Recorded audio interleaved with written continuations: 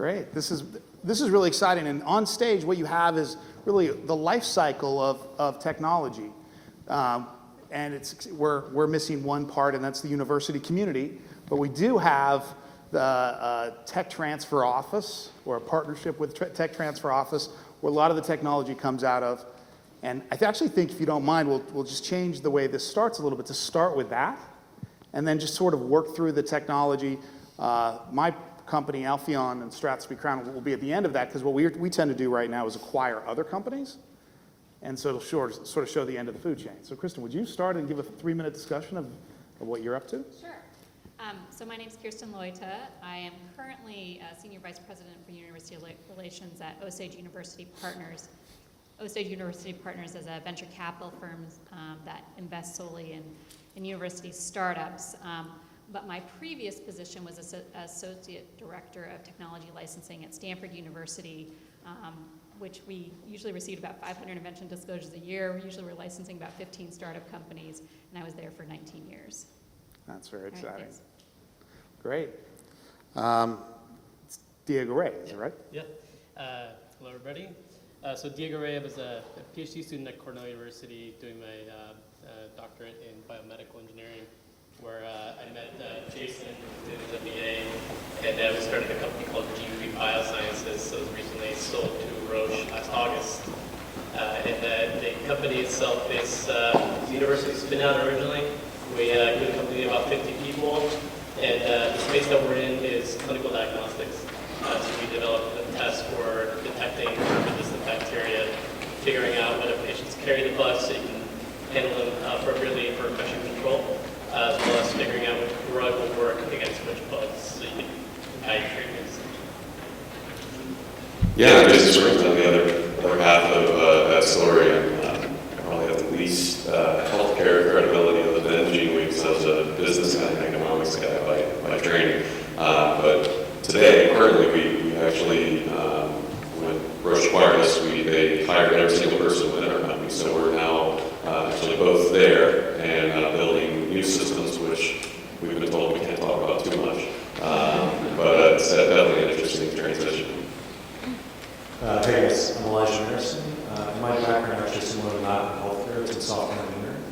And so what I do is software engineering at Flatiron Health. Our mission being to organize the world's cancer data. So it's a lot more kind of the data and software side. And I'm honestly humbled to both the Osage for you guys, but also work with all the bright life science research minds and oncologists in our office that have taught me more about oncology in like a month than I could imagine learning that day. And again, my name is Tony Sine, and I'm a senior partner at Strathspey Crown. Strathspey Crown is a really crowd-funded private equity firm that's raised money from up to 700 specialty physicians. What we try to do is act as the arms for those specialty physicians to find the technologies that they want in their practice, bring them into the practice. We also focus on medicine that patients want to pay for, that's paid out of pocket, not by the government. So it's a big focus on beauty, performance, think of your vision, best-in-class vision rather than just disease state, and performance. Making these last longer, making people live more healthy lives. It's been really a great experience. We've been doing it for 3 years now. We've had more than 50 transactions. Have the next generation of toxin coming to the market next year, next generation of filler coming to the market next year. We're commercializing the next generation technology for cataract surgery that can help patients get to 2016 at 65, 70 years old. So it's a really exciting field. I love it a lot because I feel like we really make a difference in people's everyday life. But what I get to spend a lot of my time doing is partnering and finding best-in-class technology and then helping commercialize it through the physicians in my personal channel or through the product community.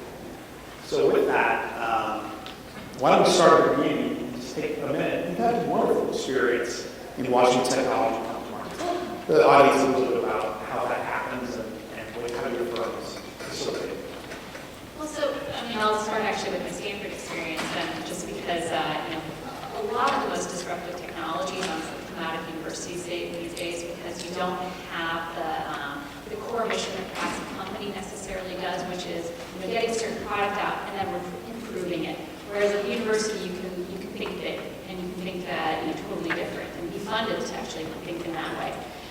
So when I was working at Stanford, one of the things I loved about it was that everything we saw was at the cutting edge. And you all are aware that you're seeing everything that's at the cutting edge, things that are going to be, developed perhaps into products, 20 years from now, 30 years from now.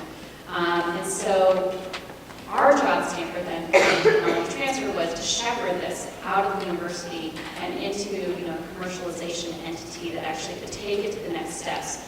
One of the things that I have been able to see happen at the university level over the 20 years that I was at Stanford was more mechanisms to make that actually happen. Different groups that were started by professors or different researchers that could actually help the technologies get out of the lab, into a company. And then, as Osage, what we're trying to do is actually, fund those companies and make them, come to reality. That's great. No, I think that's great. And Diego, Jason, you two had to do this, so you just recently started. Tell us a little bit about your interactions with the university, or how you actually went from, about this great idea to, hello, Roche. Sure, yeah. It's longer than that, just slightly longer than that. It's always the overnight success, right? It started before that. So yeah, I was doing a PhD at Cornell University, as I mentioned, in the Carl Bass lab.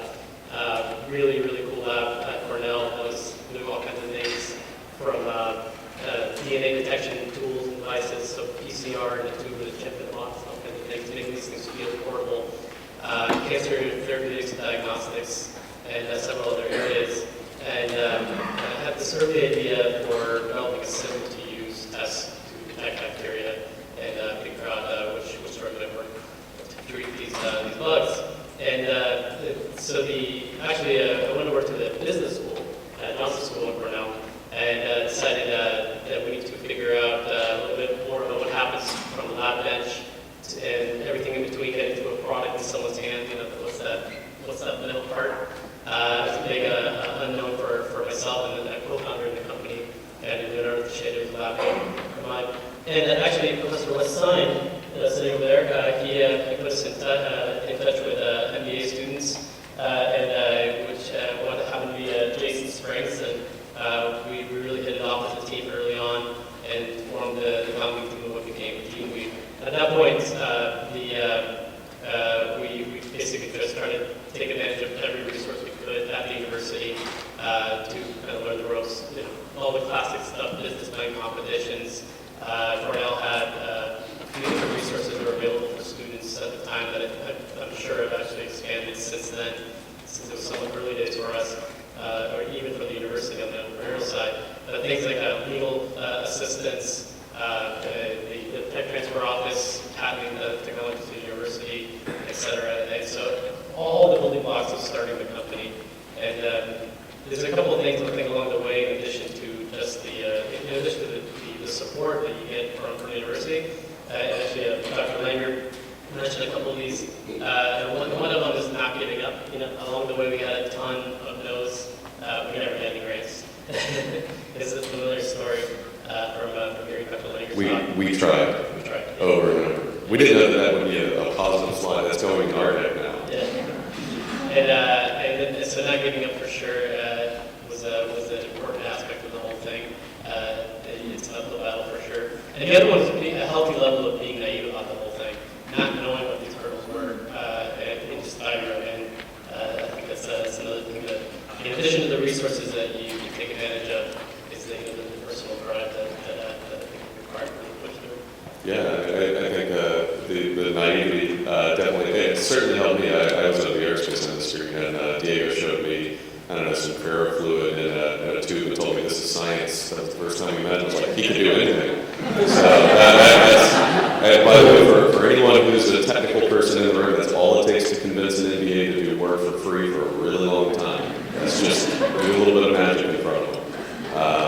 But yeah, it's we do talk a lot of these talks about being around university technology, but we were actually chatting a little bit before. I think probably one of the most important things for us is that we do consider ourselves a university spin-out, but actually after a couple of years being out of the university, we came up with all of our own IP, but we still, without the university there, without kind of going through all the steps and using the resources that were there, people, professors, kind of having to attempt to get grant funding, but successfully failing at that over and over, we definitely, we wouldn't work. I mean, it's definitely kind of it takes a community to raise a company, and we definitely tapped into every piece of that on campus we could. Other colleges, like the healthcare school we went to, not Wild, but the actual like health economics department. So tapping into a lot of this was a big part of it. That's great. And what's amazing about the healthcare community today, especially in this way, tech conference here is so important, is the needs for healthcare sort of expand the whole community, everywhere from the legal school to computer science. So one of the cool things that's emerging right now is using analytics and big data to drive outcomes. It makes a lot of sense, right? You take one patient, you track how they do, and you follow the next patient. Medicine, even to today, very rarely uses the massive amounts of data that's generated every day to make itself better. I think that's some of what you're working on, isn't it? Yeah, that's right. And actually, it's interesting that Dr. Langer, Diego, and Jason, you guys bring up how difficult it is to get funding. So you asked, like, why is it even important to look at all this data? It's important because the reality, at least in oncology, the whole hypothesis of Flatiron had been that only 4% of data is actually understood by clinical researchers. 96% of patients' journeys are locked away in these disparate silos, different databases that are proprietary, they don't talk to each other. If I wanted to answer a question like what treatments is this patient getting, what biomarkers might be on this tumor, even basic things you think would be fairly, anybody would capture, like the stage and tumor size and metastatic state of the patient, oftentimes these things are not in the same repository. So before you can even apply a lot of these kind of trendy techniques like machine learning that we have a lot of academic research into on the computer science side, you actually have to get this data together. You have to consolidate it from these different systems. And at Flatiron, we built a few tools internally to help leverage these kinds of different life science specialties. So we have like oncologists that work with us on staff. We have biostatisticians, et cetera. So we try to figure out a common language where a software engineer could work with a biostatistician or an oncologist or an oncology nurse in the same context, like literally sitting side by side and say, how can I translate this incredibly specific knowledge you have developed over multiple decades into some lines of code that are going to look across, many different columns of data. One of the other factors that's also very difficult is, when we use the word big data, we usually think high volume of records, so a lot of data that spans, I guess, vertically, if you think of it. But the challenge we actually face more, especially in healthcare tech, is high dimensionality of data. So all these things that are not very well understood and maybe even confounding variables. So unstructured text data, an oncologist will put things in free text. Different oncologists will write things differently, like they might record a biomarker as for breast cancer, there are a few really well-known ones like HER2 positive, and they might write like HER2 plus or HER2 triple pos, and you now have to figure out, like, do these things mean the same thing? And how do I even perform analysis on things that aren't equivalent, and how do I consolidate them and normalize them into one common language?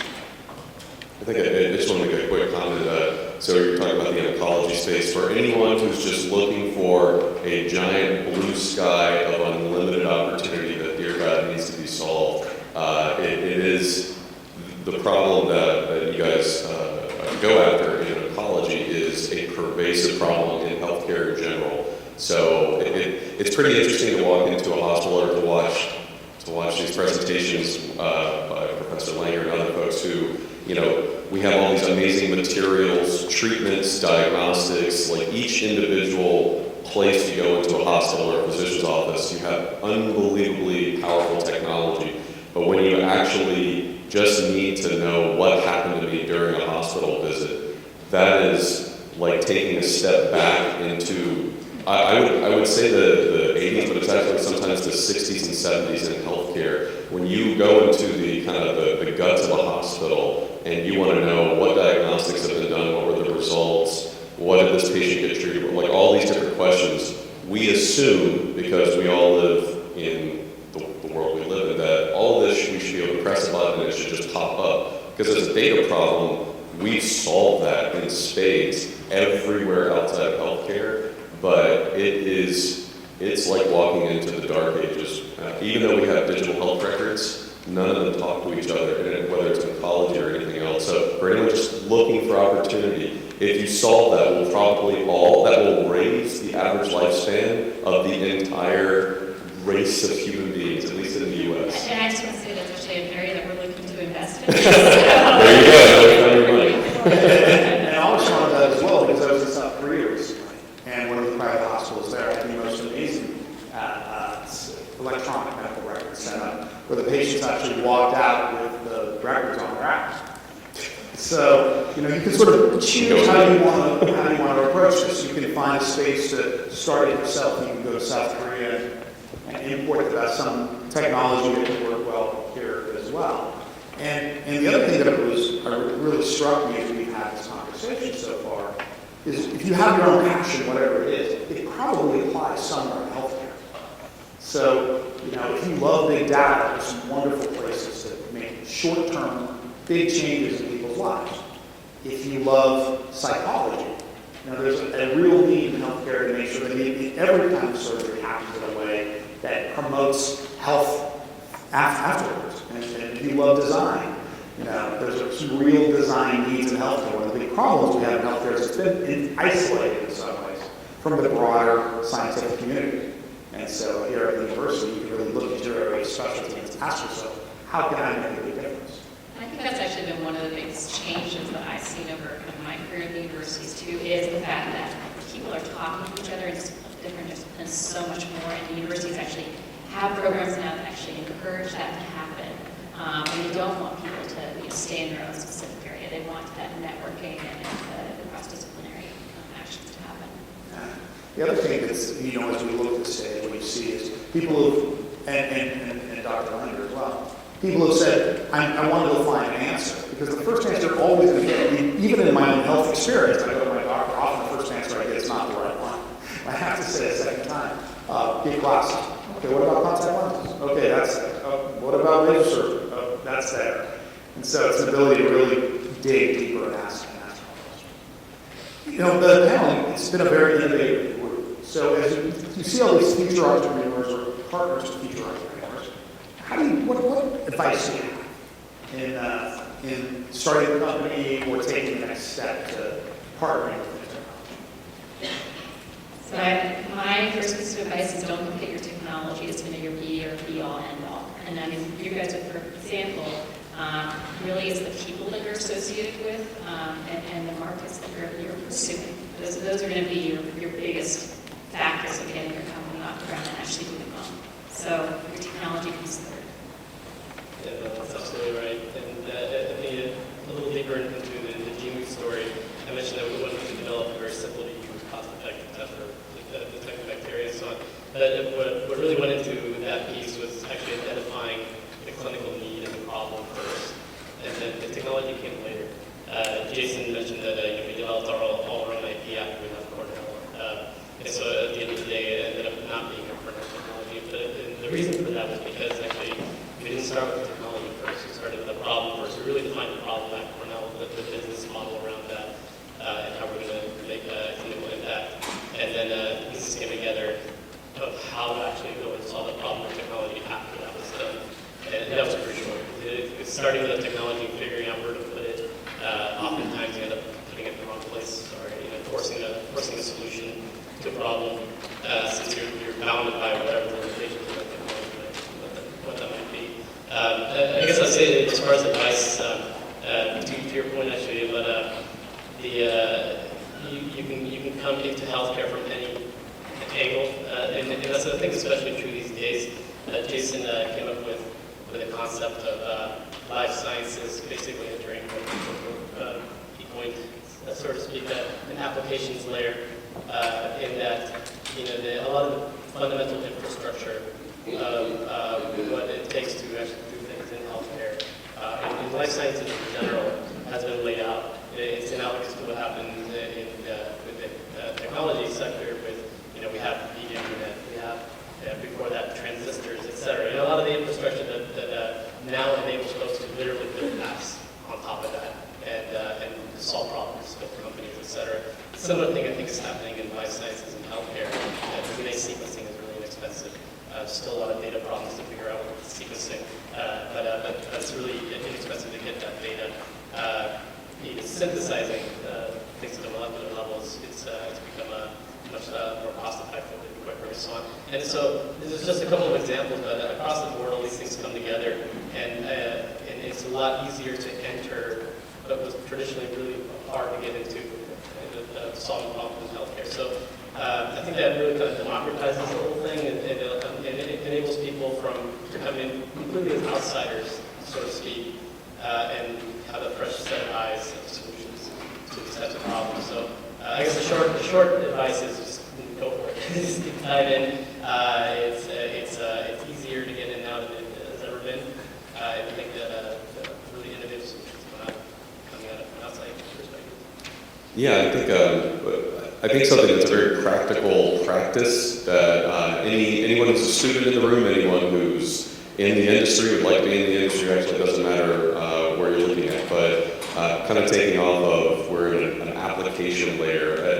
I pseudo stole that from a talk that a much more successful guy in the venture capital world, Doug Leone from Sequoia, because he talked about the phrase originally came from entrepreneurs who've gotten younger and younger and younger since venture capital kind of came into real existence in the late 70s and 80s. You started out with the average entrepreneur was like 50s, 60s, because whatever they did required an enormous amount of resources. They probably needed to have money saved themselves. They needed to have deep industry knowledge. And today, I mean, we're probably just pretty close to having some high school kids get funded. I mean, I wouldn't be surprised. And there's definitely. I mean, we're not far away, and that's not the interesting thing is that's not a statement of people who are younger and younger are better entrepreneurs. It's a statement of the problem that you solve is more important than the resources that you go to apply. We believe, I believe very heavily that is has become true and will be more true, as we just said, in the healthcare industry. So what that means is that if you are coming into the industry, in healthcare, we need to adopt some practices and ways of looking at the world that are a lot more common in software, which is, you have product managers, you have agile management of software programs, and the whole point of all of that is you can do anything almost for free in software. Yes, it takes time. Yes, you have to code it, but it's not like you have to build a factory. So what all of that comes down to is being very religious about why you're solving the medical problem that you want to solve, and assuming you can solve anything, and whether it's biology, mechanics, chemistry, anything else, or a data problem, you can kind of, at this point in history, you could probably assume they're solvable. Yeah, there's probably some really hard problems, but we just saw people that couldn't walk in a couple of videos. So I say it's all solvable. And what that means is you need to actually really get to some classes. We just sat in an amazing class at the Cornell Tech campus on product management, which I learned after a couple of years of doing it was a role, because I wasn't from the software industry. So those are some important areas. So product management, focusing a lot of your time on knowing why you're doing something rather than worrying about getting the perfect chemistry or code or mechanics done. Focus as much of your brain on why you're doing it, and you'll get to the right solution. And take courses to teach you that stuff. I really wish we had. We would have saved a lot of time. Yeah, I think if you come from a software background or perspective, computer science or EE, and you start thinking about how you can do some code, for early stage teams, what most funders look at is your chemistry. Because at the end of the day, you actually probably don't really have a business model. You have no idea how you're going to make money. But you know that there are legitimate problems you want to solve. So it's much more important for you to have this conviction that this is a legitimate problem, there's an opportunity to solve it. And for you to gain the perspective, hey, I'm not going to know everything. I might know the software piece. I have somebody, or I might be the person who knows the business piece, and can kind of figure out how to scale it up later on. Now, how do I find the right people that can fill in the blanks? We have now on our executive team, Amy Abernathy, who led oncology research at Duke University, and it took the founder, Zach and Matt, a good year to convince her to join. Because at first she was like, what do these kids think they're doing? There's no way they're going to solve these problems in healthcare. There's too much data. Nobody can make sense of it. And now she works with us.